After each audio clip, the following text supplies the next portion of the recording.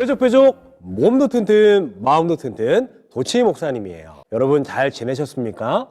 이제 곧 찾아올 겨울방학으로 인해 마음이 설레고 있을 우리 소중한 친구들을 위해서 오늘 목사님이 좋은 말씀을 준비하였어요. 우리 호프 채널 어린이 친구들에게 하나님께서 뭐라고 말씀하시는지 함께 들어보도록 하겠습니다. 그러면 오늘 우리가 함께 만날 친구는 누구인지 힌트를 통해 맞춰보도록 하겠습니다.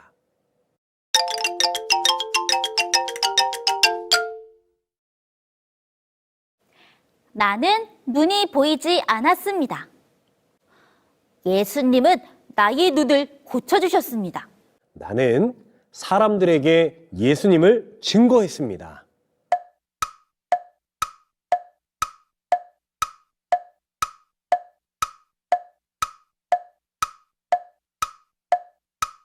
혹시 태어날 때부터 눈이 보이지 않았던 사람을 말하는 것일까요? 요한복음 9장에 나오는 사람 말이에요.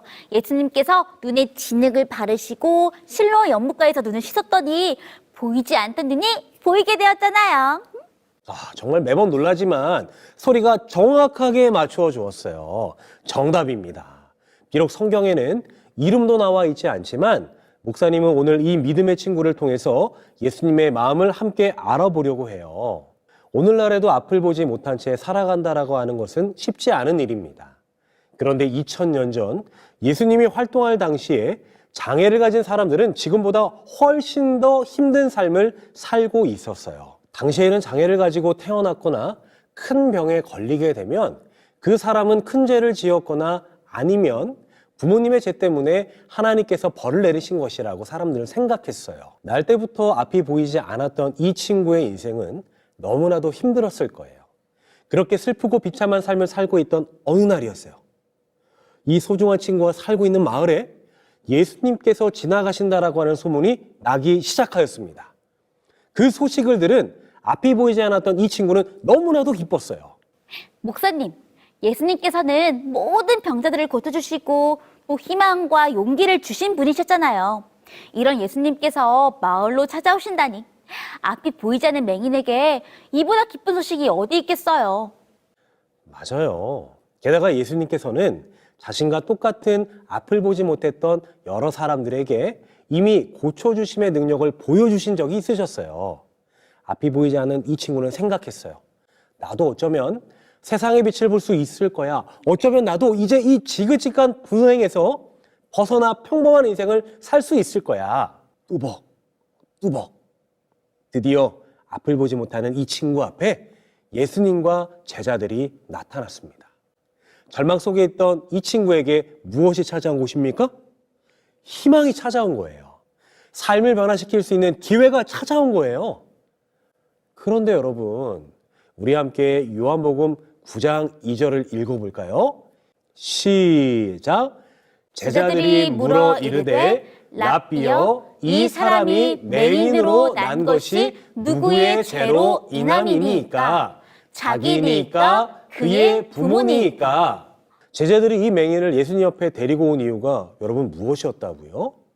불쌍한 이 맹인의 삶을 돕고 변화시키고자 함이 아니라 고작 자신들의 궁금증을 해결하기 위해 이 가엾은 영혼을 끌고 예수님 앞에 나온 것입니다. 제자들이 예수님께 물었어요.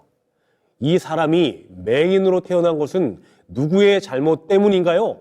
이 사람이 잘못해서일까요? 아니면 이 사람의 부모님이 잘못해서일까요? 어린이 친구 여러분, 우리도 때때로 맹인처럼 남들보다 못한 외모 때문에 남들보다 공부를 잘하지 못하는 이유로 스스로 위축되거나 누군가로부터 비교당하지는 않았나요? 그럴 때 여러분은 어떤 기분이 드셨어요? 그런데 여러분, 오늘 맹인을 만나셨던 예수님의 말씀을 듣고 우리에게도 적용해 보길 원합니다. 예수님께서 뭐라고 말씀하셨는지 함께 요한복음 9장 3절을 읽어보도록 할게요. 시작! 예수께서 대답하시되 이 사람이나 그 부모의 죄로 인한 것이 아니라 그에게서 하나님의 하시는 일을 나타내고자 하심이라. 어린 친구 여러분, 예수님은 앞을 보지 못하는 맹인이 이 세상에 태어난 이유는 자신과 누군가의 부족함 때문이 아니고 하나님의 놀라운 기적을 보이고자 함이라 말씀하셨어요. 여러분, 예수님의 시선은 세상 사람들의 시선과 다릅니다. 그분은 우리의 존재 이유 그 하나만으로 우리가 이 세상에서 하나밖에 없는 정말 소중하고 특별한 사람들임을 말씀해주고 계세요. 누군가로부터 비교당하여 나는 쓸모없는 사람이라고 생각한 적 있으신가요? 그런 생각은 하나님과 예수님이 원하지 않는 생각이에요. 오늘 우리가 이 세상에 사는 이유는 하나님의 놀라운 일들을 보여주기 위함이랍니다. 우리를 향한 하나님의 사랑과 기대를 잊지 않는 우리 어린이 소중한 친구들이 되길 바랍니다. 네, 목사님. 너무나도 멋진 사람을 여러분께 소개하려고 합니다. 그의 이름은 닉 부이치치예요. 닉은 태어날 때부터 팔다리가 없는 장애를 가지고 태어나게 되었어요. 그는 하나님께 질문하였습니다. 하나님, 왜 제게 다른 사람과 다른 삶을 허락하셨나요? 닉은 한때 자신의 장애와 부족함이 부끄러웠어요. 그러나 닉은 더 이상 원망하지 않고 오히려 주어진 삶에 감사하며 가지지 못한 것에 집중하기보다 이미 가지고 있는 것에 감사하며 자신의 삶을 긍정적으로 바라보기 시작했습니다. 닉이 이와 같이 멋진 생각을 할 수 있었던 것은 살아계신 하나님이 자신을 너무나도 사랑하신다는 것과 하나님이 닉에게 특별한 것을 기대하고 계신다는 것을 깨달았기 때문이에요. 닉은 알았어요. 하나님은 자신이 무엇을 잘해서 사랑해 주시는 것이 아니라 자신이 하나님의 특별한 자녀이기 때문에 그 사실 하나만으로 특별한 존재임을 깨닫게 된 거예요. 닉은 우리에게 말합니다. 나는 여러분이 공부를 잘하던 못하던 운동을 잘하던 못하던 상관하지 않습니다. 그리고 나는 당신에게 있는 그대로 당신이 훌륭하다라고 말해줄 거예요.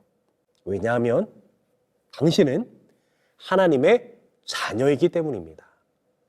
소중한 어린이 친구 여러분, 여러분을 향한 하나님의 특별한 사랑의 시선이 여러분에게 머물러 있음을 기억하게 되시길 바랍니다. 네. 그래서 그 사랑을 알고 경험한 여러분이 이 사실을 알지 못하는 여러분의 소중한 친구들에게도 알려주기를 바라며 오늘의 말씀 마치도록 하겠습니다. 안녕. 하늘에 계신 아버지 하나님, 하늘에 계신 아버지 하나님, 오늘 우리에게 귀한 교훈 주심에 감사합니다. 오늘 우리에게 귀한 교훈 주심에 감사합니다.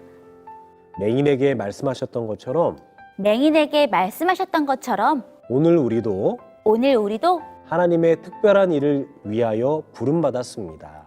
하나님의 특별한 일을 위하여 부름받았습니다. 하나님의 뜻을 기억하는 우리 되게 도와주세요. 하나님의 뜻을 기억하는 우리 되게 도와주세요. 우리의 삶을 통해 하나님의 사랑을 세상에 보여줄 수 있도록 인도하여 주세요. 세상에 보여줄 수 있도록 인도하여 주세요. 예수님의 이름으로 기도드립니다. 예수님의 이름으로 기도드립니다. 아멘. 아멘.